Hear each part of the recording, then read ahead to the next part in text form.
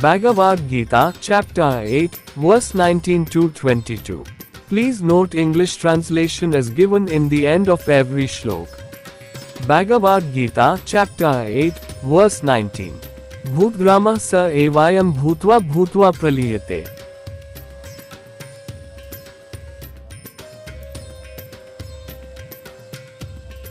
रात्रियाग में वशः पार्थ प्रभवत्यः राग में भगवती देवी श्री कृष्ण के अवतार के माध्यम से इस सनातन ब्रह्म ज्ञान के चक्र को समझाती हैं। ये ज्ञान का चक्र युगों के चक्र से भी जुड़ा हुआ है, सत्य युग, द्वापर युग और कलियुग, जो लगातार चलता रहता है।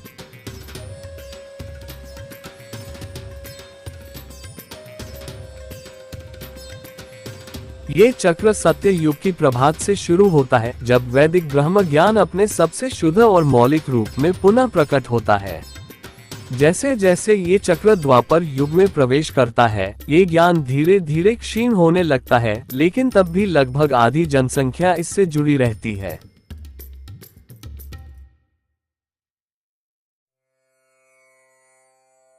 कलियुग के आगमन के साथ ये ज्ञान पूरी तरह से संसार से लुप्त हो जाता है और यह युग चक्र समाप्त होता है।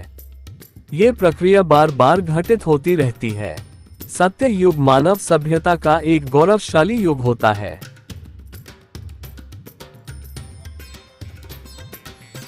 इस काल में अधिकतर लोग वैदिक ज्ञान के अनुसार जीवन जीते हैं। ये पृथ्वी पर एक नव युग की शुरुआत को चिन्हित करता है, एक ऐसा समय जब लोग दैवीय चेतना और उच्च आत्मज्ञान को प्राप्त करते हैं।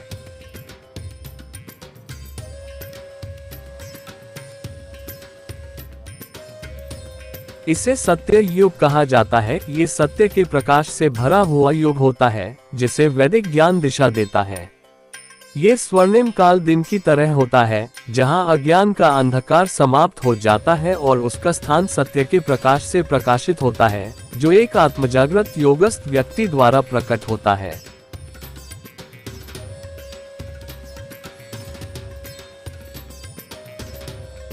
जब ये स्वर्ण युग समाप्त होने लगता है, तब रात्रि का युग आरंभ होता है, जो अज्ञान, पाखंड और मूल ब्रह्म ज्ञान के लोक का काल होता है।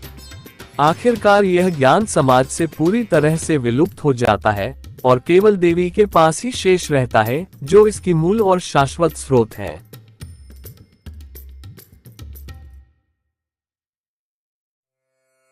वह इस पतन को चुपचाप देखती है, क्योंकि वह सीधे हस्तक्षेप नहीं कर सकती।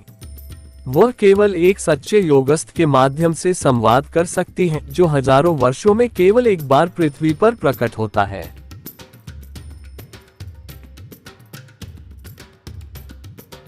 इस अंधकार के युग में देवी एक ऐसे आत्मा की खोज करती है जिसके माध्यम से एक नई शुरुआत संभव हो। एक ऐसा व्यक्ति जो फिर से ब्रह्म ज्ञान के प्रकाश को समाज में ला सके।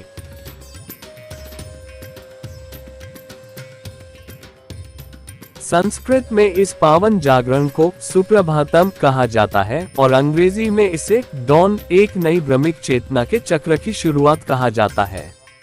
English translation.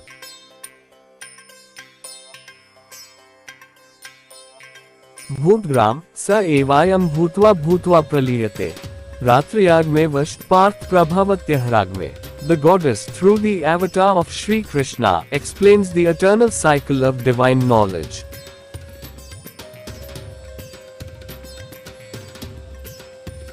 This also refers to the cycle of Yug, Satya Yug, Dwapar Yug, Kali Yug, which continues endlessly. The cycle begins with the dawn of Satya Yug, when Vedic Brahma Gyan is restored in its purest and original form.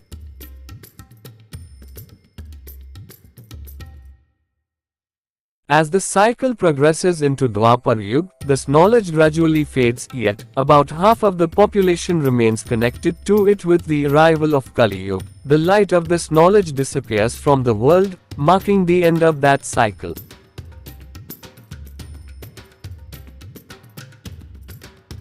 This process repeats again and again.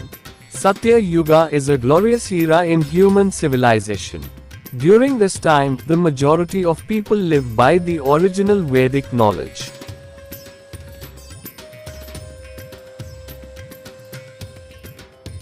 This marks the beginning of a new age on earth, an age of divine awareness and higher consciousness. Known as Satya Yuga, it is a time filled with the light of truth, guided by Vedic wisdom.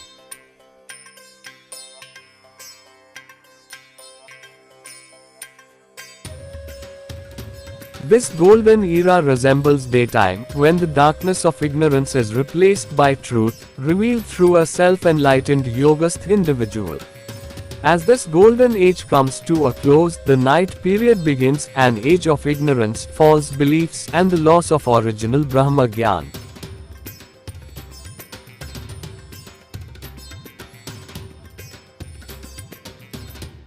Eventually, this divine knowledge disappears completely from society, remaining only with the goddess, its original and eternal source. She silently observes the decline, unable to intervene directly, as she can only communicate through a true yogist, who appears on earth only once in many thousands of years.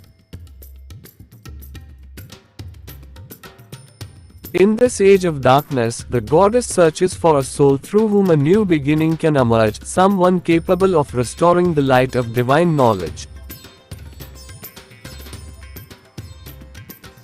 This sacred moment of awakening is called Suprabhatam in Sanskrit, and in English it is known as dawn, the beginning of a new cycle of divine enlightenment.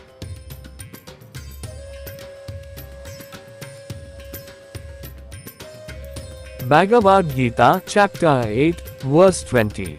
Parastasmattu bhavonyo vyakto vyaktat snatan. यह स सर्वेषु भूतेषु नश्यत्सु न विनश्यति. देवी से उत्पन्न दिव्य ज्ञान सनातन है, यह शाश्वत, दोष रहित और अमर है.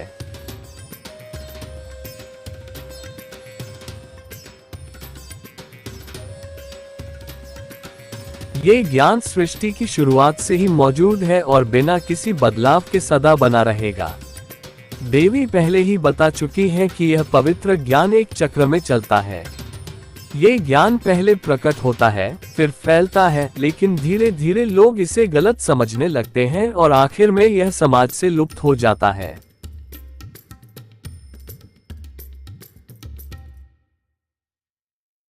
देवी ही इस धरती पर सभी ज्ञान और दिव्य शक्तियों का एकमात्र स्रोत है. वह हर जगह है, लेकिन उन्हें अव्यक्ता कहा जाता है, यानी जिन्हें शब्दों या भौतिक गुणों से समझाया नहीं जा सकता.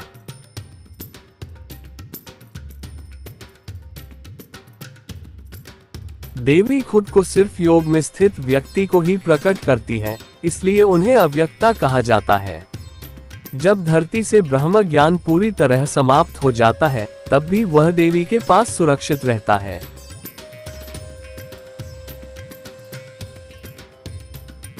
देवी सनातन, शाश्वत, दोष रहित और अमर है. हजारों युगों में केवल एक बार कोई योगस्थ व्यक्ति इस ज्ञान को देवी से सीधे प्राप्त करता है और फिर से संसार में फैलाता है. लेकिन समय के साथ भाषा बदलती है और अयोग्य लोग इस ज्ञान को अपने तरीके से बताने लगते हैं, जिससे ये धीरे धीरे विकृत हो जाता है और अंत में फिर लुप्त हो जाता है.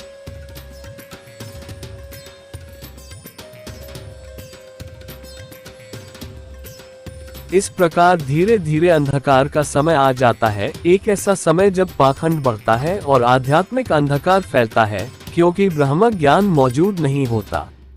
अंत में ये ज्ञान पूरी तरह समाप्त हो जाता है. इसे प्रलय कहा जाता है, यानी सच्चे ज्ञान का अंत.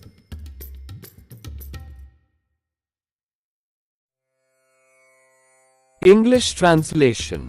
परस्तस्मात्तु भावोन्यो व्यक्तो व्यक्तात् स्नातन. यह स सर्वेषु भूतेषु नश्यत्सु न विनश्यति. The divine knowledge that originates from the goddess is Sanatan, eternal, flawless, and immortal.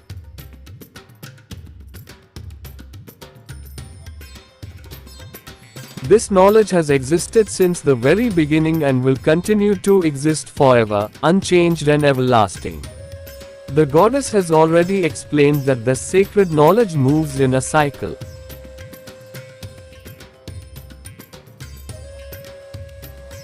First, it appears, then it spreads, but slowly people start misunderstanding it, and eventually it disappears from society. The goddess is the only source of all knowledge and divine powers on earth.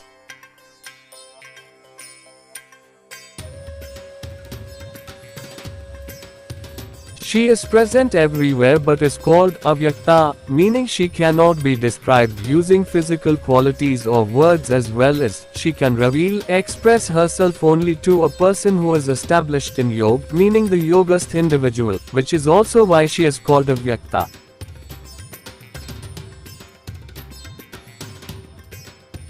Even when divine knowledge, called as Brahmagyan, completely disappears from earth, it always remains safe with the goddess. Goddess is Sanatan, eternal, flawless, and immortal.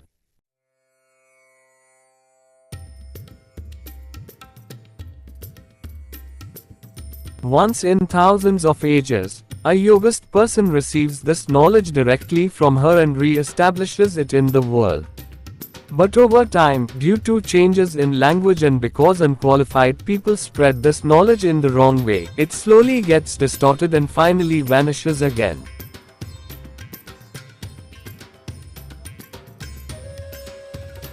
This decline leads to a period of darkness, a time when hypocrisy grows and spiritual ignorance spreads because divine knowledge is absent. In the end, this knowledge is completely lost. This is called Pralaya, which means the end of true knowledge.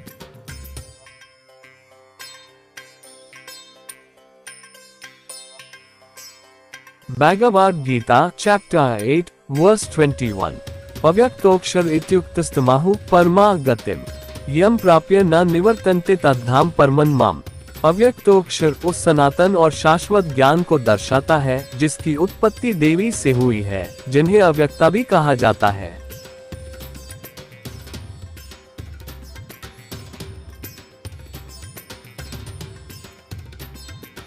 जब कोई व्यक्ति इस ज्ञान को सही रूप से समझता है, स्वीकार करता है और उसके अनुसार जीवन जीता है, तो कहा जाता है कि परब्रह्म वह अविनाशी पुरुष आत्मा जो इस पृथ्वी पर इस संसार से बाहर से आए है, मोक्ष प्राप्त कर लेती है और अपनी आत्मा की परम गति को पुनः प्राप्त कर लेती है, जो जन्म से पहले भी अस्तित्व में थी।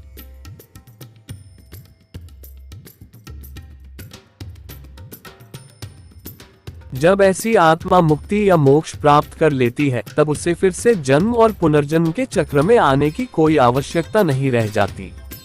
ऐसी आत्मा को फिर कभी अव्यक्ता, जिन्हें ईश्वर कहा गया है, के धाम अर्थात पृथ्वी पर लौटने की आवश्यकता नहीं होती।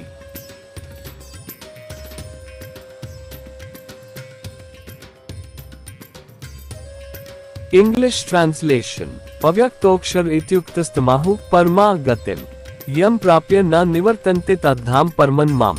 Avyaktoksha refers to the eternal and everlasting Sanatan knowledge which originates from the goddess, who is also called Avyakta.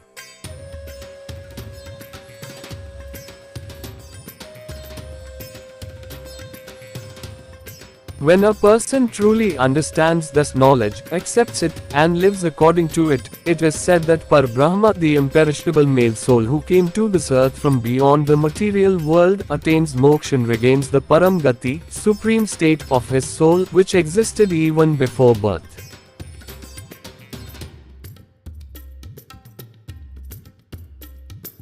Once such a soul attains mukti or moksha from this planet, there is no longer any need for it to enter the cycle of birth and rebirth. That soul also does not need to return to the abode of Avyakta, who is known as Ishwar on planet Earth, which is this planet Earth.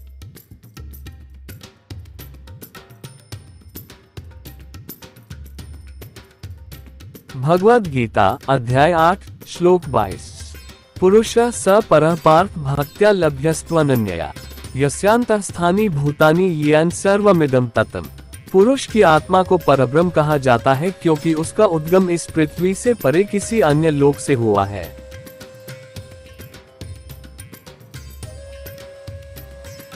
देवी, जो सभी प्राणियों में व्याप्त है और सृष्टि के हर भाग में स्थित है। ये दिव्य देवी पुरुष परब्रह्म की आत्मा द्वारा केवल एकनिष्ठ और अखंड भक्ति के माध्यम से प्राप्त की जा सकती है।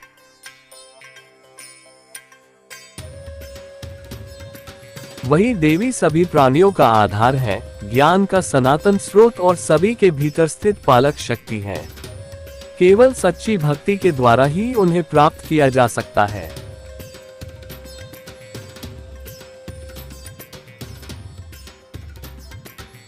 English translation. Bhagavad Gita chapter 8 verse 22। पुरुष स पर पार्थ भक्त्या लभ्यस्त्वनन्यया यस्यांत स्थानी भूतानि येन सर्वमिदं ततम्। The soul of Purusha is known as Parabrahma because it comes from a realm beyond this earth.